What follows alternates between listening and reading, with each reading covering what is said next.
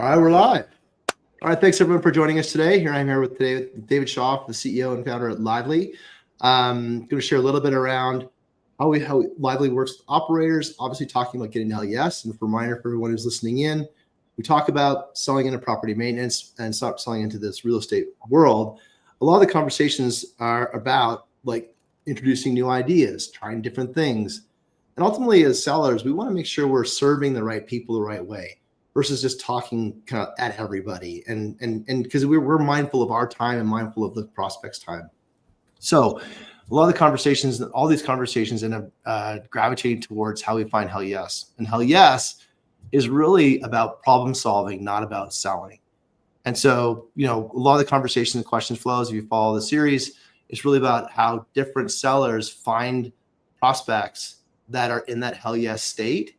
And respectfully, we're looking to find the problems that they're looking to solve that are their priorities and then match our solution to those priorities.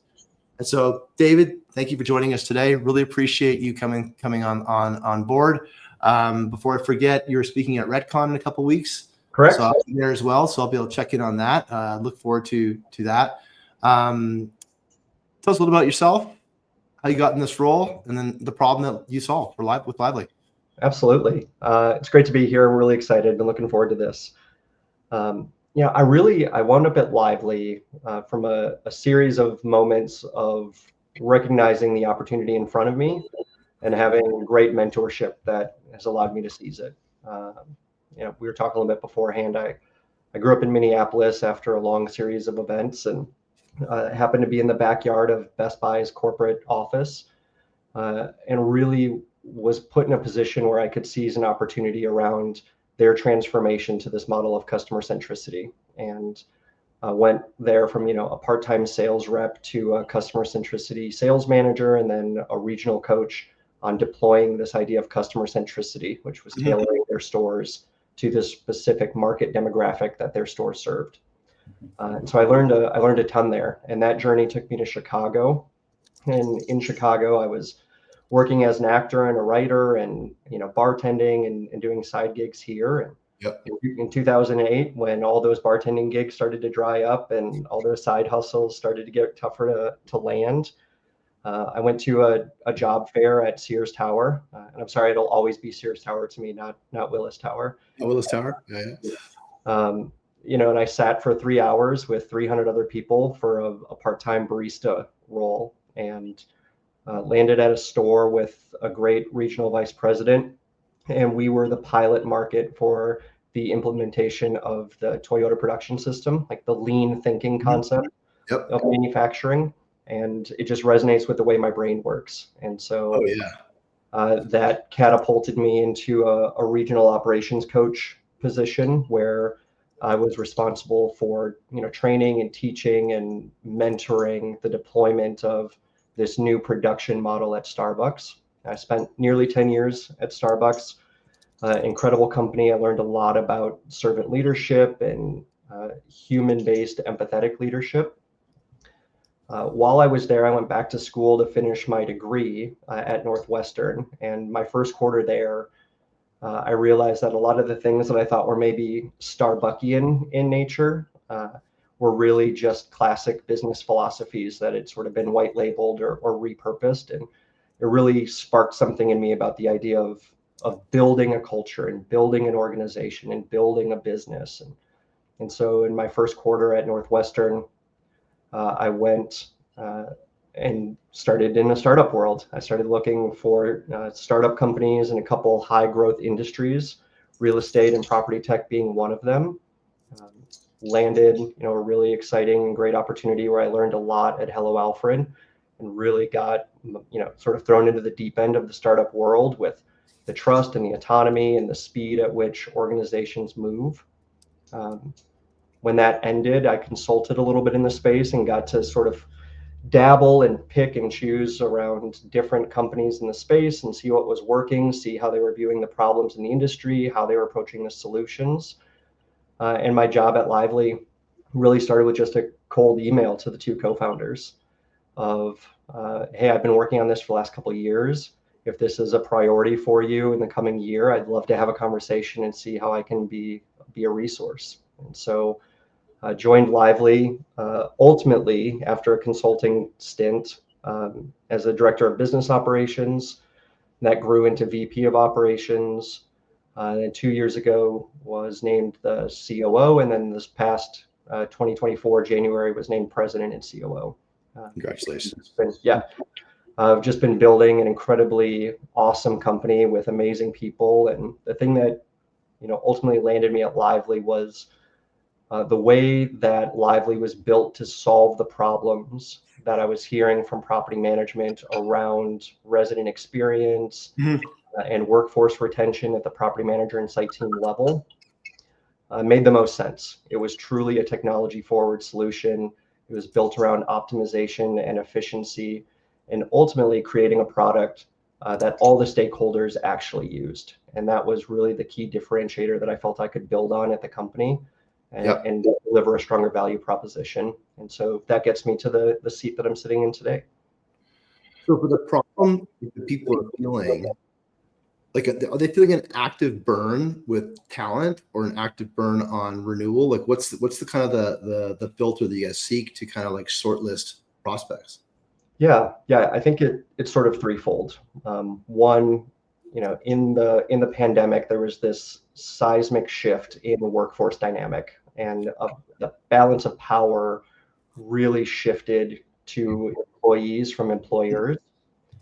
And a lot of our customers felt the pain of that. And so it was around trying to implement tools and programs and processes that made the jobs more attractive and to improve their employee retention. So that was sort of the first bucket. No.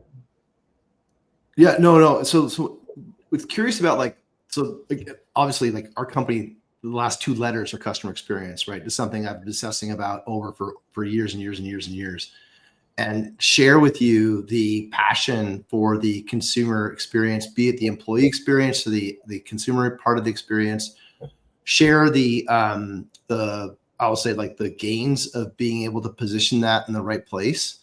One thing I've always struggled with from a CX perspective is in low frequency transactions, the priority for CX did not rise to the top. Yep. And I'll give you my personal example. I started a company in 2012. It was a hockey stick company. We kind of broke the mold in terms of how hockey sticks were being sold in the world. And regrettably, I didn't protect our IP that well. We had bad advice. We were the fastest growing company forever and ever for a couple of years. Sorry. And then things, we didn't protect our IP. Yep. The lesson how we conquered the market was through customer experience. Yep. Because we were not a big brand. We entered into consumer market, a consumer goods market, and we did all these things all based on the backs of our customers. It was amazing. Yep. This is a pre-influencer era, pre-Google review era, kind of like started out the brand that way. It's a real groundswell. And we did it cheap. We did all those things. But ultimately, we are serving a B2C problem. In B2B, like we've always kind of like had to filter on people that are trying to solve a customer problem. Yep. And of our customer scope, we sell faster where there is a high volume, like there's a high frequency of rebuy and transaction, because you're trying to build that recurring buyer with the CX side of things. And you can quantify the ROI of a customer experience investment. Mm-hmm. I'd love to hear how you guys how you're doing this in property management. How are you making that a priority? How do you find people where it's a priority? Yeah, and I think my time at Starbucks makes me uniquely positioned to that space.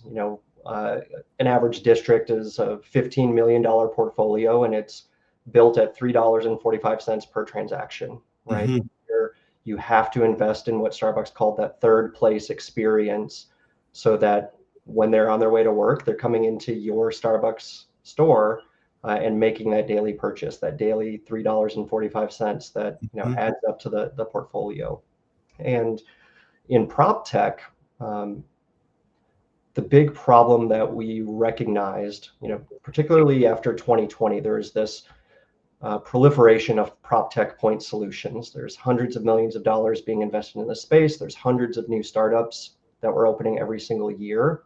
And so what we were hearing from customers was negative ROI. They're implementing these tools, they're implementing this technology, but for one reason or another, there's solutions that the site team aren't using, or more importantly, there's solutions that the residents aren't using.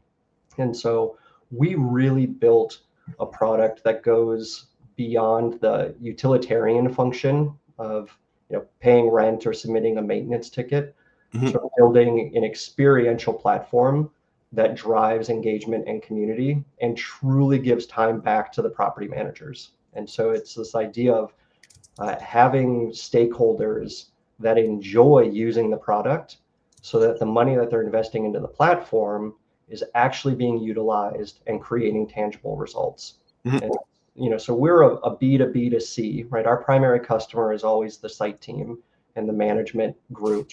And then our end stream customer is the resident, right? And so building features that are going to keep them within the Lively ecosystem so that all of the benefits and efficiencies and automations can be realized by the site team and make their job easier. And through that, driving the retention, driving the engagement, driving the sentiment, we can see empirical data on the impact that we have to the reputation of the property, to the renewal of leases, to the amount of hours saved by the site team. Across our entire portfolio, we're averaging 3 site team members at every property logging into Lively every single day. That's unheard of in the industry.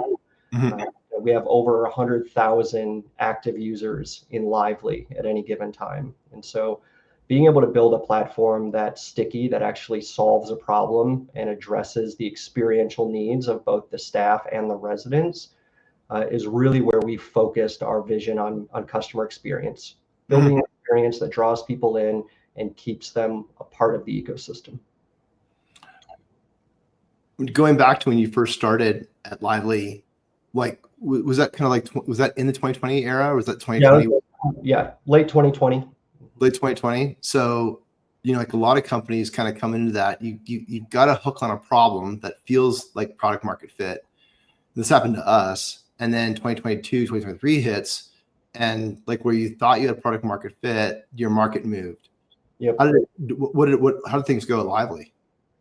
Yeah, we actually got stronger. And a big reason for that is it allowed Lively to be viewed in the industry as subject matter experts in the space. Right? Gotcha. Everybody was scrambling for answers at that time, and ownership and property managers were throwing solutions at the wall and just trying to see what sticks. And I think less disciplined companies be easy to chase the shiny object, right, and get distracted and get away from your core principle. And we really doubled down on the solution we were providing and making enhancements and some feature improvements that people are asking for that made sense. But really, that was a unique inflection point for us where our ability to guide our customers to ask the right questions and to explore the market in a real and meaningful way just brought them back to Lively, right? And understood that the way we were solving problems were delivering that tangible return on investment. So with respect to the problem, so like who's specific, what's kind of the role that chooses to buy Lively? Yeah, normally we are a top-down model. And so we're an enterprise-grade solution. We touch a number of aspects of the resident experience and site team operations.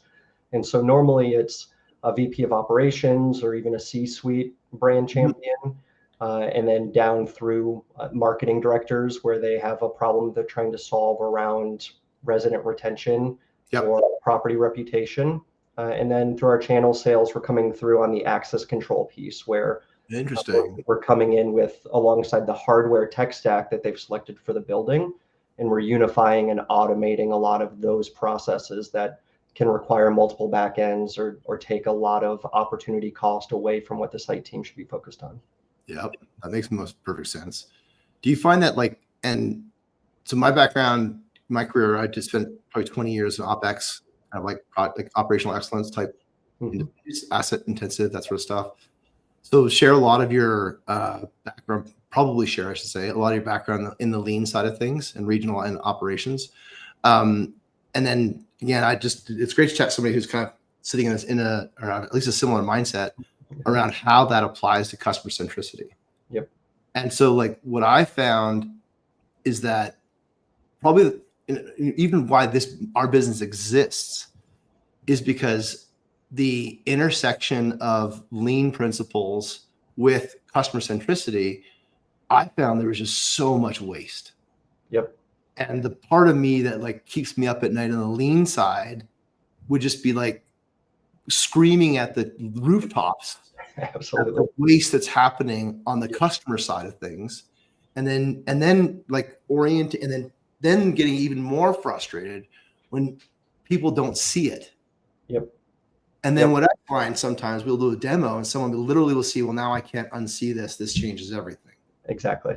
So how do you exist in that? I mean, I appreciate welcome to the party. Exactly. But like, how do you, when you take a look at opportunities before you, or even segments to go pursue, how do you shortlist that to those that will consider Lively or consider even this problem to solve? Yeah. I think, in the early days, Lively was a solution for early adopters, right? It was the very tech forward owners and operators in the space that were trying to understand how to solve these problems more efficiently. Internally within our culture, we are, Kaizen on steroids, right? It is the concept of continuous improvement. Uh, and a big part of that is the root cause analysis, right? Making sure that you're solving the problem and not the symptom. Yep. And a lot of times what we're hearing from customers is this feeling of death by 1,000 paper cuts, right? And so they haven't standardized or they haven't built processes because they haven't gotten to the root cause analysis of what's causing the pain points, right? And so they're trying to fight 1,000 wars instead of winning the one primary battle. They're just in the treadmill. They're just in the treadmill. Exactly. Exactly. And so being able to come in and understand, as a platform that was built by owners and operators in the space, having firsthand experience on what those challenges were and what those problems were, it was a lab to really explore what that root cause analysis was. And then once you have that, then you can start to standardize the work and make it, the repeatable routine that's prominent in lean methodology. And then once you build the repeatable routine, the thing that has made Lively different since 2017 when we were founded is the first question we always ask is how can we solve this with technology, right? Not how can we subsidize it, not how can we support it. The first question is always how do we make this a technological solution rather than a tech augmented human solution. And so if you follow through that step of really getting to a solid root cause, understanding the work that can be standardized and systematized, and then with our incredible product and engineering team, very creative ways to automate or streamline that process so that it either happens with just oversight and approval from a site team member or from a decision maker, or fully automated where we're just delivering the outcome.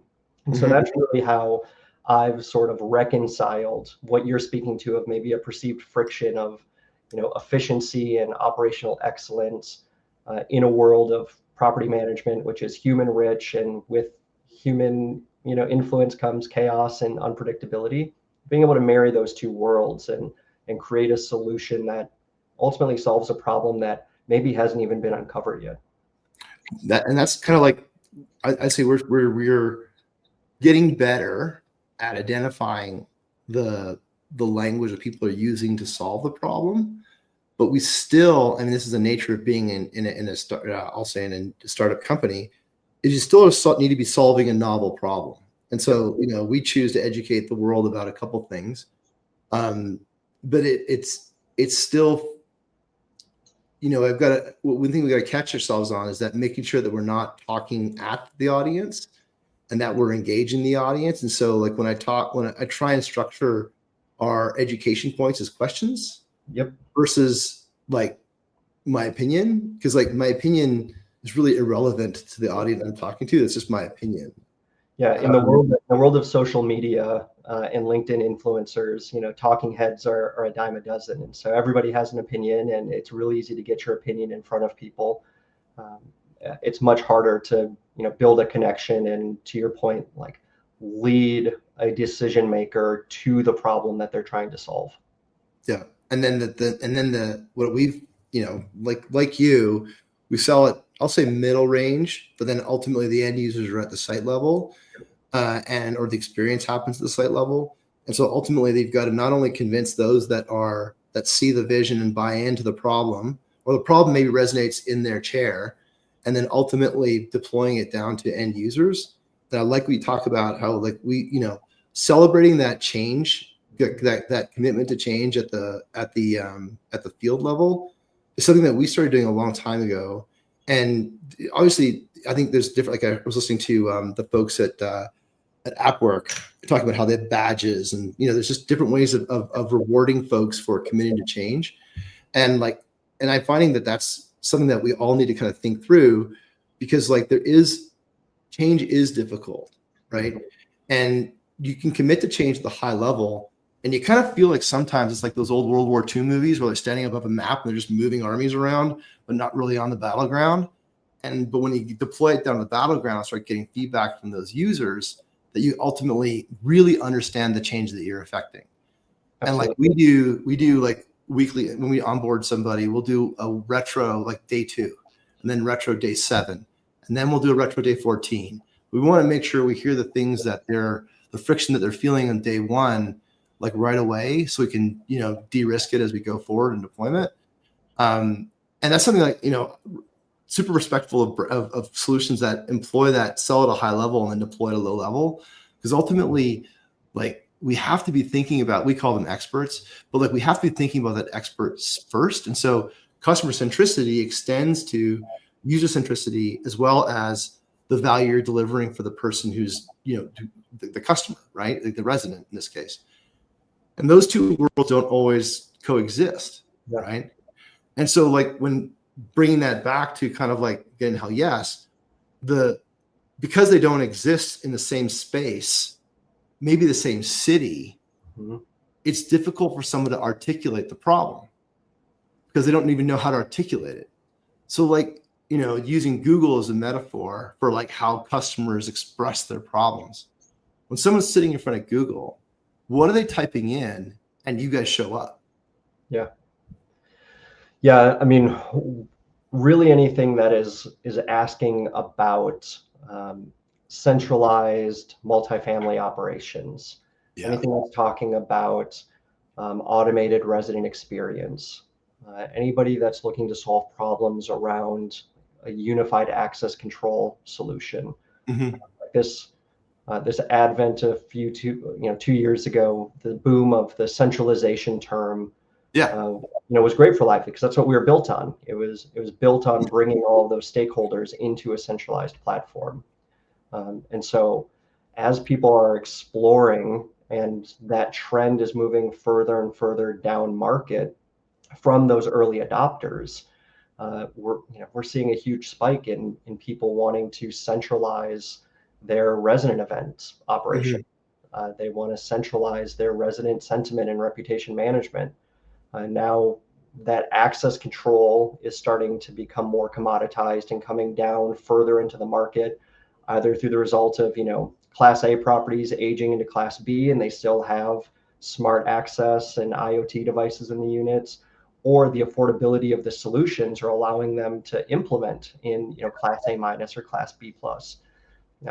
The confusion and the pain points that come with a unified tech stack, that's really like our bread and butter right now, because we're really marrying the hardware with the digital amenities, with the physical spaces in the property, and then ultimately everybody that owns, lives, serves, or manages a multifamily community. And we're bringing all of those worlds together in a centralized dashboard. In a way that the resident can consume it, the field user can consume it, and then the called the corporate function can consume it. Yeah, it's one of the challenges in the space is we're almost selling to 3 or 4 different stakeholders. Oh yeah. In each deal cycle, right? And to your point of continued support, every customer that comes on to Lively gets a dedicated customer success manager, They go through a full white glove onboarding and training. We have monthly calls with all of our customers, quarterly reviews where we share data and collect feedback. Like, it is a perpetual relationship the moment you sign that contract with Lively. Well, and this is where it's interesting is that like we're in the renewable revenue business, right? A recurring revenue business, sorry, recurring revenue business. But like multifamily or property management is also in the recurring revenue business, but it doesn't hit them on the head just quite yet. Like in customer experience is a C-level role in recurring revenue businesses because that's like how you're valued. And the parallel is like it's right there, but for years we've been so concerned about acquisition that acquisition was driving the bus. Yep. But really the business is about recurring revenue and asset valuations. And so, simple, everybody who's been in a math class knows that the denominator drives the result more than the numerator. And so if you keep on extending the value of that asset and the return on that and the reliability of that revenue, the asset's going to become a greater and have more value to it. But we've been so consumed about acquisition. And even now you're feeling like, okay, renewals are starting to stabilize.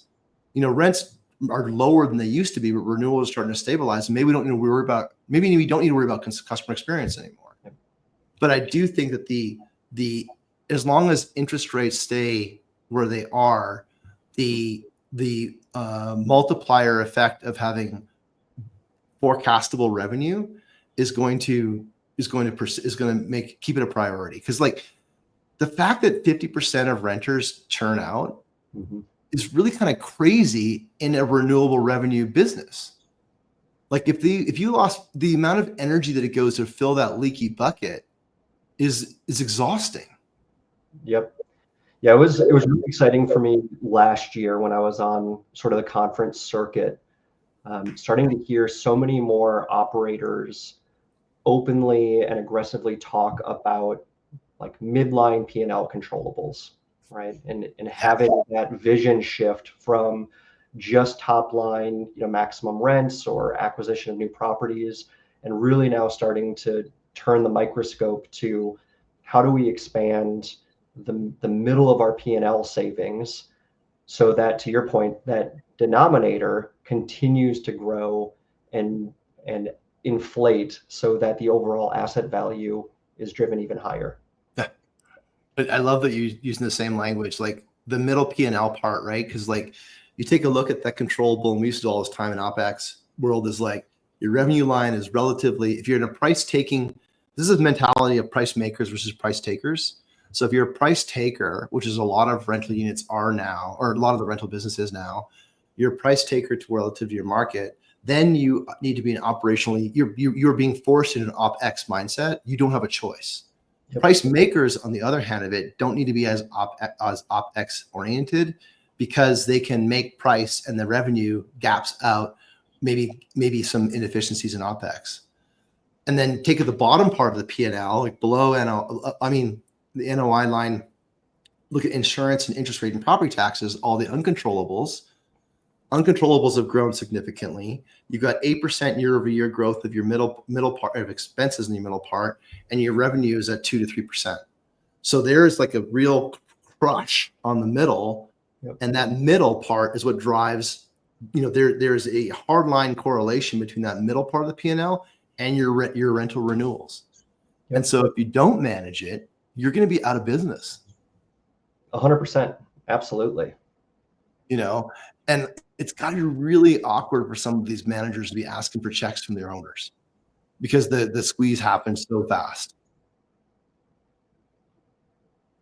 Yeah, when you're experiencing high unit churn, just as devastating as when you're experiencing high employee turnover and churn at properties. And to your point, like the cost that goes into plugging that bucket is just exponentially greater, than the cost of just maintaining your current reliable and consistent revenues. When folks are looking at solutions out there and they've kind of gone to Google, what other alternatives are they considering? Yeah, I think we're in an interesting space where some of the like legacy PMS systems are hearing the calls for help from their customers. And so a lot of times what's happening is they're seeing, some variation of a solution coming down from their legacy partner where they're managing their accounting and financing or lease documentation. And it's, I don't want to call it just a check the box exercise, but it's more so of an opportunistic play. I sit on the Multifamily Innovation Council, and the brilliant Chris Kimbrough, who I think you've had on here, really, yeah, she really landed it. And I don't want to give her full credit for discovering it, but it definitely resonated with me when she said it. It's like, there's just so many players in the space that are a solution looking for a problem, rather than starting with the problem and working with their customers to solve it.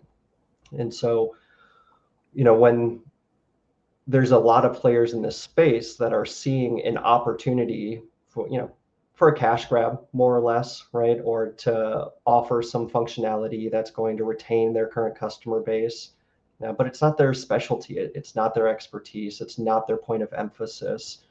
And so that's really what you're seeing is just the result of this proliferation in the space of all the point solutions coming to market, because it's an opportunistic market to provide a solution and then going out and trying to match it up to a problem. And so if you're on Google, you're going to see enterprise solutions. You're going to see hundreds of startups that are claiming impact to resident renewal or reputation management. You're going to see a handful of players that are talking about access control. And it's really about understanding what questions to ask. And then the challenge of the market being so muddy right now, you can talk to 5 different companies about what an integration is, and they have 5 different definitions of an integration. Yeah. You can talk about, resident sentiment, and they have 5 different definitions of resident sentiment is.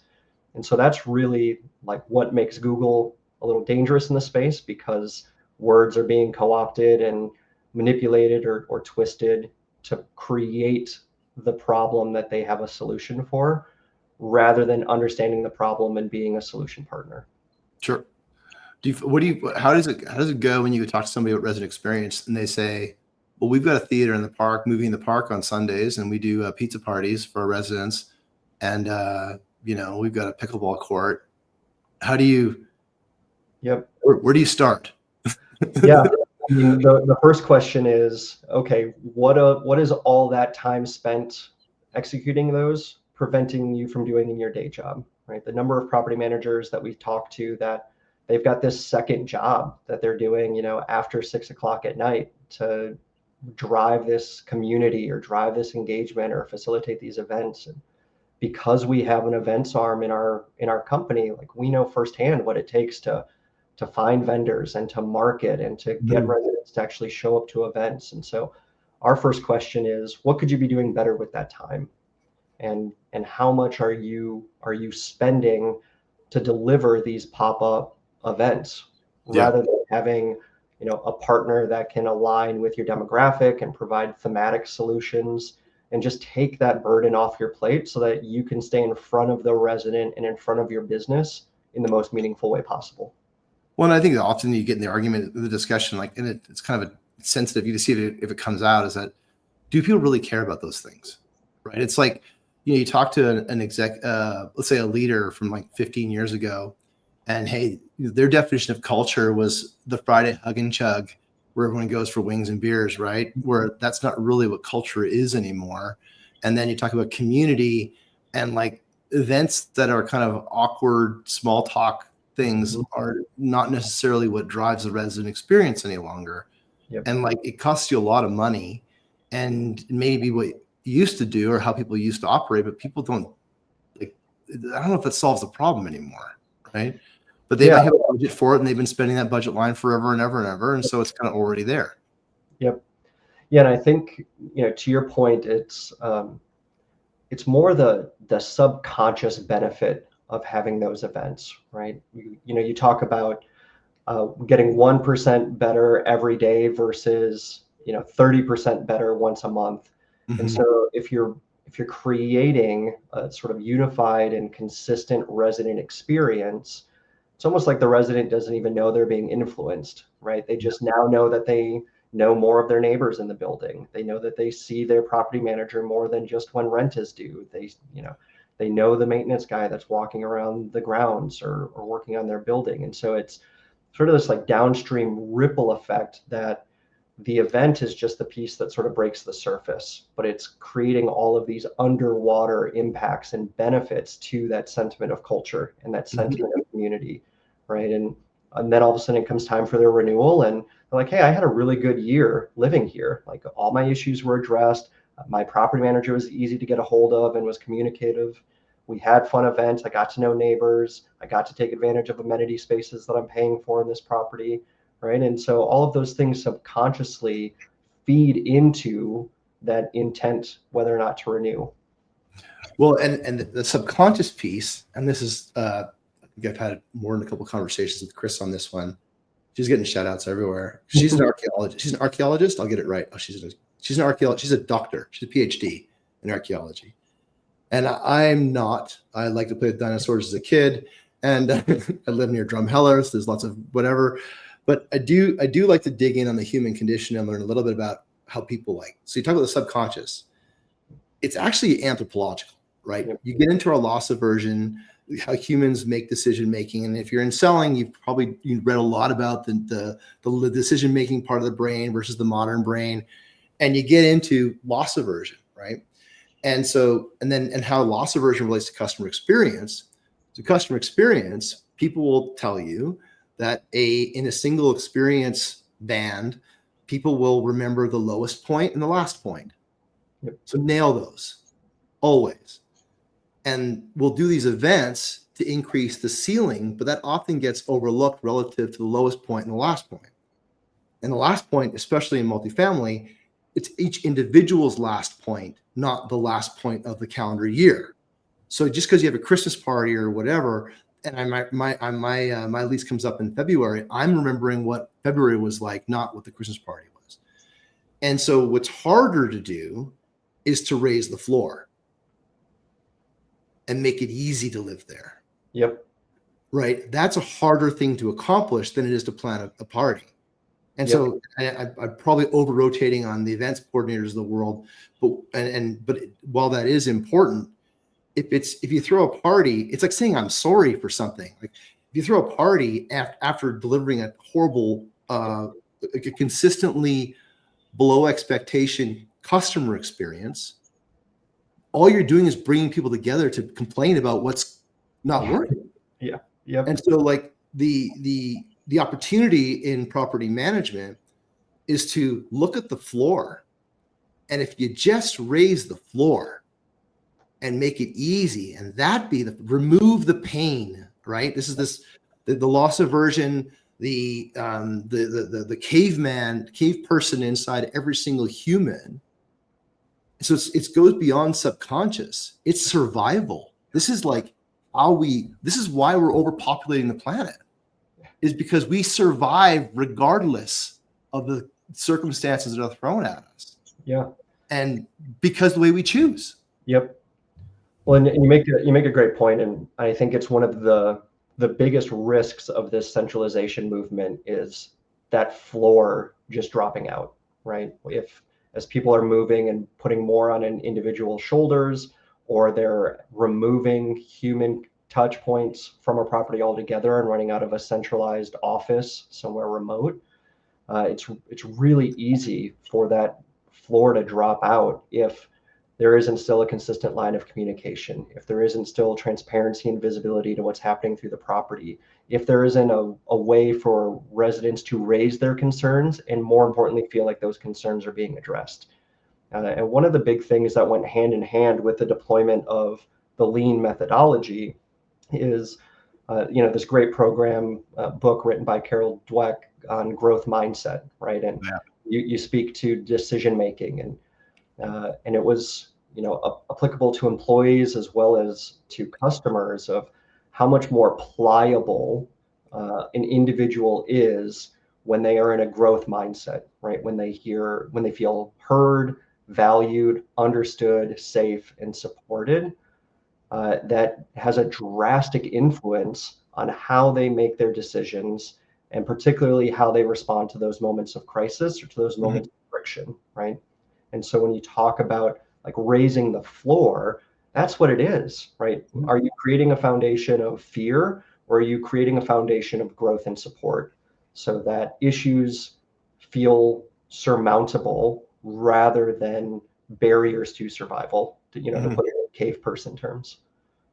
But and it's interesting because like there was the whole delight movement that was going on and on and on, and there's a really have you read the book The Effortless Experience? Yeah. Like Matt Dixon nails it, right? And he talks about like it's less to do with delighting customers and more to do with like helping them get their job done, Yep. right? And then what's the job? It's like kind of like Clayton Christensen mashed up with Effortless Experience, but the whole combination around like if you make it easy to solve the problem I'm trying to solve, and this problem you're trying to solve could be just like reliable, safe, affordable housing. I mean, not affordable, like not technically affordable, but within my budget housing, right? Reliable, safe, easy access, all those things within my budget housing. And then this is another kind of thread point talking about like home ownership, right? Like home ownership versus rentals. Like now the world is defined as home seekers versus homeowners and residents, because the problem we're trying to solve is safe within my budget, easy housing. And that could be an ownership is just a financial arrangement. And so what does that look like? How does that change, right? The way that we solve this resident experience problem. Because like, it's funny, like no one said it out loud, but like the resident experience is the revenue experience. Yep. And let's connect those dots even tighter and make it more connected, Yep. especially those of us in the CX or resident experience space. Yeah, you're right. It's only going to grow. I think 2 years ago, University of Michigan put out a study alongside the HUD where it says by 2050, 87% of Americans are going to live in urban city centers, right? Yeah. And, I don't know, how many cities you've been in recently, but there isn't a ton of home ownership opportunities in those dense urban markets, right? And so we're talking about this huge growth trajectory in this seismic shift, to your point, of home seekers versus home ownership, right? And feeling like you have an ownership stake or an invested stake wherever you live, whether it's an apartment or a condo or a home. And to carry it even further, if you look at the generation that's home seeking right now, they're used to subscribing to everything. Yeah. Ownership is kind of a pain in the ass. Yeah. Whether it be a book, a record, a car, everything, top to bottom. Like you got subscription shopping, right? Groceries, subscription growth, everything is available on a SaaS model. And so why wouldn't my housing be in the same? And I think that I do think that the constraints of ownership are going to shape less of a stigma around. Hopefully, they're going to less a stigma around renting versus buying, because it sure as heck doesn't exist in car ownership anymore. Yep. And so, like, why should it exist in housing? So we're getting on a tangent, but like bringing it all together, right? Like this is the new model. And so when we talk about hell yes, right, we're talking about resident experience is the revenue experience. Is revenue important to you? Yes. Is your asset valuation valuable to you? Yes. This is a key service that people are going to need. We're the largest demographic of people home seeking right now since the baby boomers. And so this is something that is now a priority, but it's a conundrum because we don't have the mindsets around solving the problems a new way. Yep. And so like we centralize and it could be considered to be a less of a human experience. The but is that we make it more convenient and we make it a little, it's not an in-person experience, but it's a remote experience that is equally as impactful because it's that much more accessible. Yep. And so can be equally as human. And it can be equally as human, right? And so it's like, how do you create that? How does technology bridge that gap that is like, people are like, it's like they're trying to start their car and it's just stalled out. Like you just hear the starter going, nah, nah, nah, nah, nah, nah. and it's not turning over because they can't, they're stuck in not being able to think about what the new way looks like. And it's Yeah. part of us, like this is the best part about talking to folks in the seller space, is that part of our job is to build narratives that make it safe to choose the new future. When you guys are out there looking around, you get, I mean, not everyone's going to buy. What kind of objections do you guys usually hear? Yeah, I think you touched on it earlier in our conversation.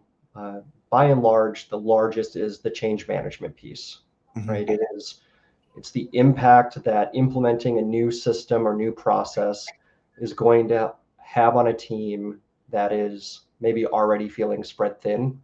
I would say far and away, that's the number one objection is especially once they realize how comprehensive Lively can be, right? Any of our solutions can be available ad hoc or a la carte, but it really works best as an operating system with all of its components.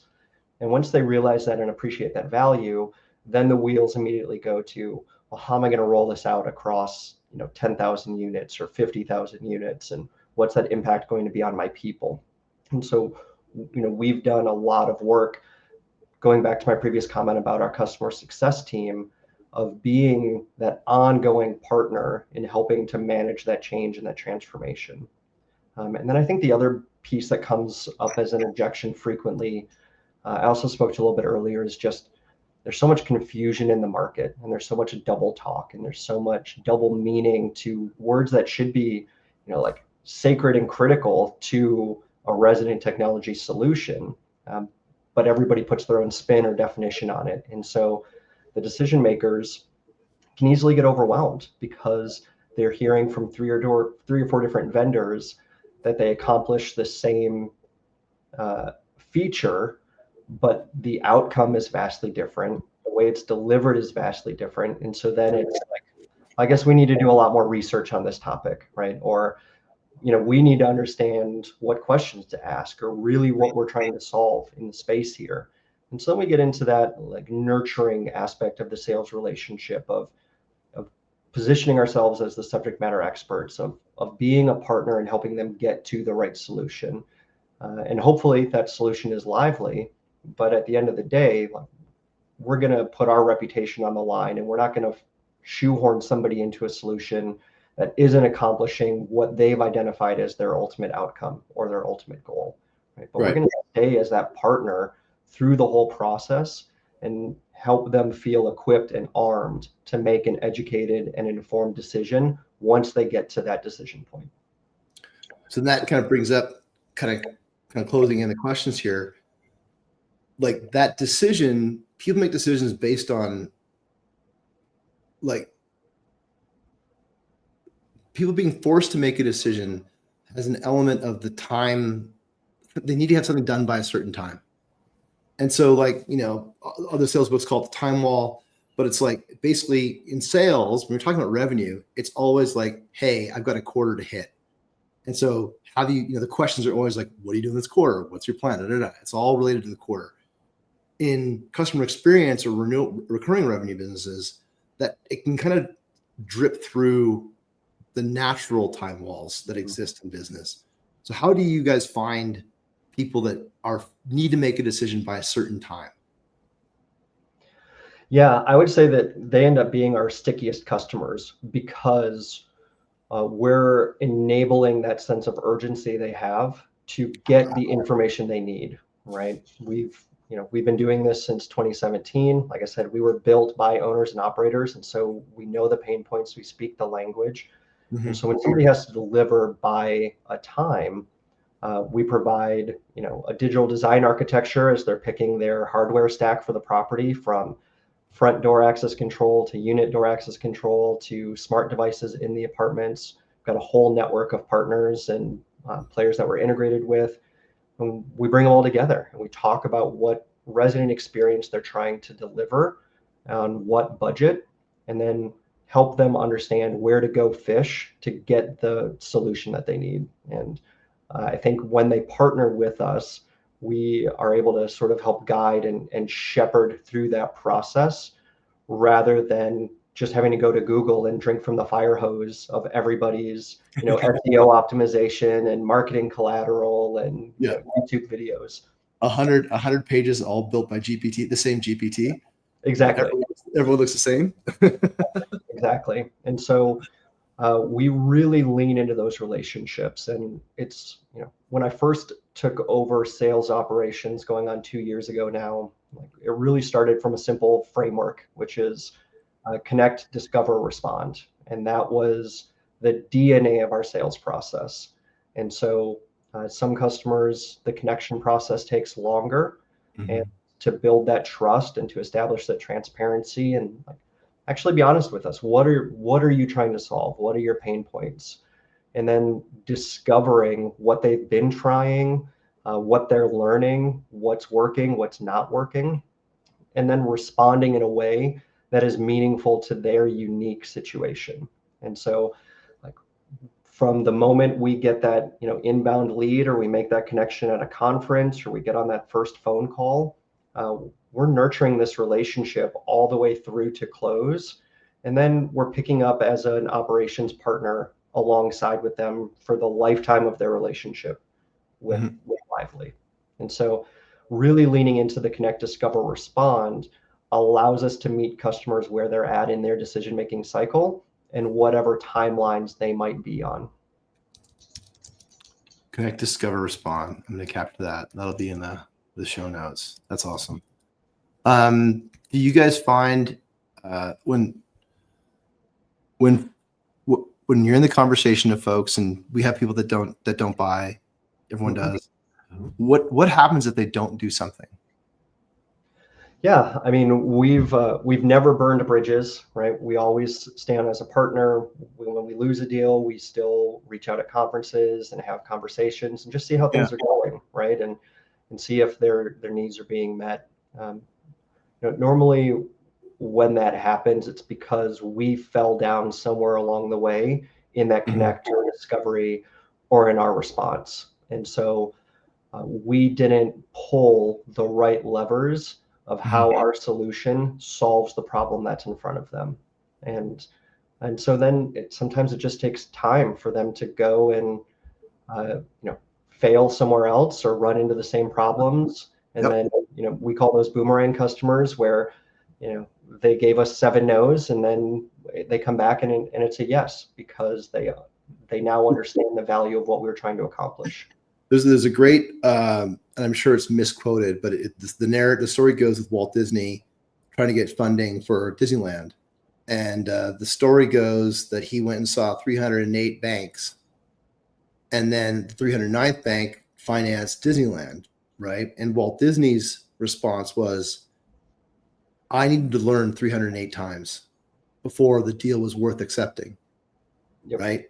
And I love that perspective, because that's growth mindset in a nutshell, in a capsule, right?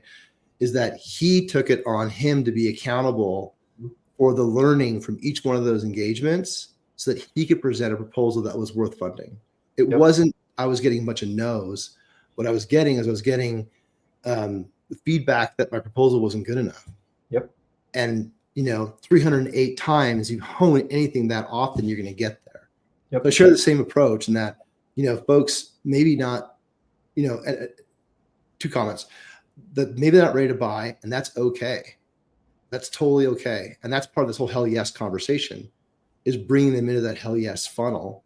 And then secondly, the idea that it's not for everyone. I think one of the most empowering conversations that I had with someone who didn't buy from us was when I felt comfortable enough to recommend a competitor for their problem versus continuously try to tell them how we're incrementally better than what their competitor could do, but saying, what, if that's your problem, you really should do this. And maybe something's going to happen down the road, but have you considered that? And then I ran into that prospect at a conference and said, thank you very much for that recommendation. We did buy from XYZ and it was incredible. And then what they said was, but we have this other problem that you solve. Could you help us with that? And then that became a customer, right? And that felt awesome. But it took us a long time to be able to position to say, we don't do that. we don't do that well. Yep. You know. So what's the one piece of advice you give people that are coming into the business? I mean, particularly as a revenue leader, people are coming in. What do you tell them? Yeah, I think the biggest piece is humans want to do business with humans, right? And so, Yes. your 1,000 distribution list, drip emails, and just throwing dynamite in the pond, you're not going to get nearly the same return on that as investing the time to understand your customer, to build that connection, to really discover their needs. And yeah, maybe your KPI on activity numbers might dip a little bit, but I promise your conversion and the value of your deals and the stickiness of that customer relationship will more than make up for it in dividends to the company on the back end. Love it. And I think that the thing we all got to figure out is how to do that at scale. Yep. Because there is a top of funnel motion that has to exist. You can't get, stuck on trying to make sure everything is perfect, but you gotta, that's part of the whole hell yes thing, is finding the match, right? And then doing that at scale in a ways that they're ready to absorb it. That's awesome. Who should we talk to next? Yeah, I referenced the Multifamily Innovation Council earlier, and the chair of that council, Patrick Antrim, if you haven't had him on yet, is doing just incredible things with his companies around leveraging artificial intelligence. Yeah. But he's really bringing together this council of operators and suppliers to really shape and understand the way the conversation is happening in PropTech today. And it has such great insights, brings in guest speakers, like it's just really trying to not just understand the current landscape in the supplier and operator relationship, but how to frame how that conversation moves forward. And I think he would be a great conversation in this forum. Outstanding. I'll definitely get a hold of him. I appreciate that. How can folks get a hold of you? LinkedIn is probably the best way. I'm on there way more than I like to admit. Or send a note at dshaw@lively.io. But I'm digitally connected 24/7, and so find me, ping me, say hi, let's grab coffee, let's grab an espresso martini at a conference. There you go. However, we can build that relationship. And you will be at RETCon, so you'll be available there. Yep. So if folks go to RETCon, grab you there. I'll try and we'll connect over there as well. Wonderful. Thanks everyone for listening today. This has been a super interesting show. My punchlines are around connect, discover, respond. I really we'll put our own spin on that, but I really like that language and thinking in terms of like have them come to you. Like it's not connect, talk, tell. It's connect, ask questions, learn, and then respond to their questions. I think that's outstanding for people to take as a takeaway. Appreciate you sharing that. Everyone listening to you today on live, this will be on the LinkedIn Live, so there'll be some pop-ups around that come out in the next couple of weeks. This will be on the podcast in probably a week and a half or so, and watch out for the blog stuff there. Follow us on Apple, Spotify, add comments, links, reviews. Those are all good to keep the conversation going. And thank you for everyone that engaged on LinkedIn. It always makes the conversation much more interesting, and feel free to add comments to the LinkedIn Live as it's out there. We'll respond accordingly. Thanks everyone for joining today. Thank you, David. This is super interesting and valuable for everyone listening and valuable for me. Have a great day, everyone. Thanks for tuning in, and we'll chat next time. Take care. Bye. Bye, everyone. It's awesome, man. Thank you.